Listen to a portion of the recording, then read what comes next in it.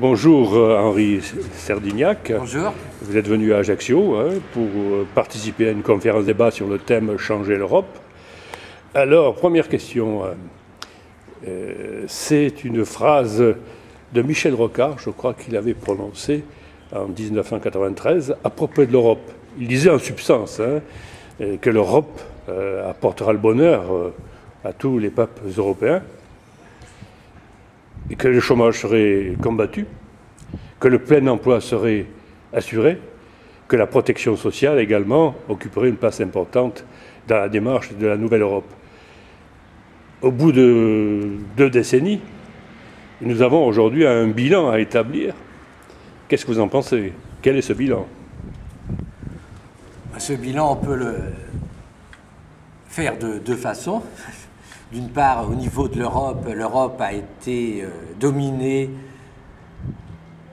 dévoyée, si on peut dire, par les classes dirigeantes qui ont voulu utiliser l'Europe pour mettre en cause le modèle social européen, pour imposer la baisse des dépenses publiques, pour imposer des réformes structurelles néolibérales, la baisse des impôts, qui ont refusé l'harmonisation fiscale, qui ont refusé la convergence vers le haut pour faire une vraie Europe sociale. Et de l'autre côté, si on regarde les résultats, la zone euro est une zone de chômage de masse, puisque le chômage va atteindre 12% cette année. C'est une zone qui ne connaît pas de croissance depuis 2 ans, qui est soumise à des politiques d'austérité, et c'est une zone dans laquelle la démocratie recule, puisque de plus en plus de décisions sont prises par des organismes non élus, que ce soit la Commission, la Banque centrale européenne, la Troïka, et donc on peut considérer que c'est un échec. Donc le bilan est négatif. Le bilan est... Alors maintenant, il ne suffit pas de critiquer, de faire... Donc on a fait un bilan de 2 décennies et plus de l'Europe telle qu'elle a été conçue. Maintenant, après ce bilan, il faut avancer des propositions concrètes pour changer l'Europe. Et quelles sont ces propositions, par exemple, formulées par les économistes atterrés? Grosso modo, il y a 2 stratégies possibles. La première, ça consiste à dire l'Europe ne fonctionne pas, la monnaie unique ne fonctionne pas, donc il faut dissoudre l'Europe, il faut dissoudre la monnaie unique, il faut retourner à des politiques nationales.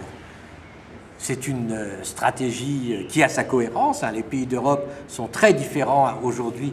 Il est très difficile d'avoir une politique unificatrice, mais il faut bien voir qu'on renonce à ce que l'Europe joue un rôle dans l'économie mondiale. On a besoin de l'Europe pour lutter contre la finance, on a besoin de l'Europe pour développer le modèle social européen, on a besoin de l'Europe pour lutter contre le changement climatique, on a besoin de l'Europe pour imposer une gouvernance mondiale. Et donc la seconde stratégie, celle que nous préconisions, c'est de dire il faut une rupture en Europe, il faut une alliance des forces de gauche, du mouvement syndical, des organisations pour impulser une rupture en Europe. Et cette rupture, elle doit avoir plusieurs axes. La fin des politiques d'austérité, la lutte contre la finance. Il faut imposer une vraie taxe sur les transactions financières. Il faut que la BCE garantisse les dettes publiques. Il faut imposer la séparation des banques de dépôt et des banques d'affaires pour que les banques de dépôt se concentrent sur le crédit aux entreprises, aux ménages et aux collectivités locales. Il faut une coordination des politiques économiques en Europe qui ne soit pas basée sur le contrôle des dettes ou des déficits publics, mais qui soit basée sur des objectifs, le développement, le plein emploi, la transition écologique. Il faut une politique industrielle en Europe qui tienne compte des nécessités, des contraintes écologiques. Et c'est l'axe que nous privilégions aux économistes atterrés.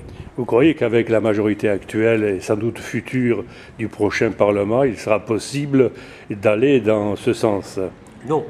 Il n'est pas possible d'aller dans ce sens-là avec une commission dominée par la technocratie bruxelloise, avec une banque centrale indépendante, avec des pays où souvent sont au pouvoir des coalitions socialo-libérales et un Parlement européen qui resterait dominé par une coalition socialo-libérale.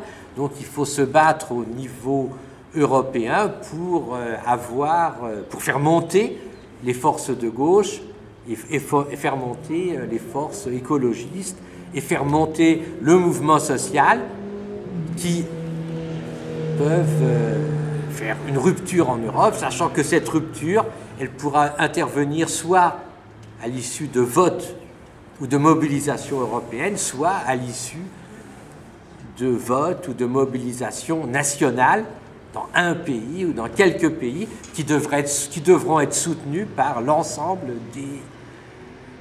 des forces progressistes en Europe.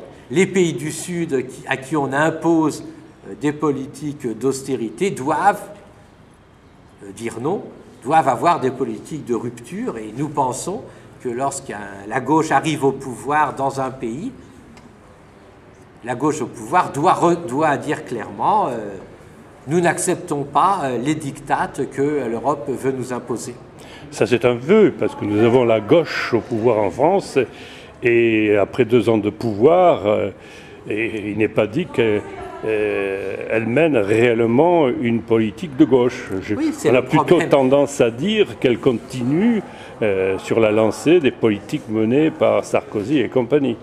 C'est le problème. Vous savez que dans les partis socialistes, il y a 2 tendances. Il y a une tendance qui considère que le rôle du Parti socialiste, c'est de faire les réformes que la droite n'ose pas faire. Et puis, il y a une tendance qui considère qu'effectivement, le rôle du Parti socialiste, c'est d'imposer des transformations réellement de gauche. Et donc, il est important de reconstituer la gauche en Europe.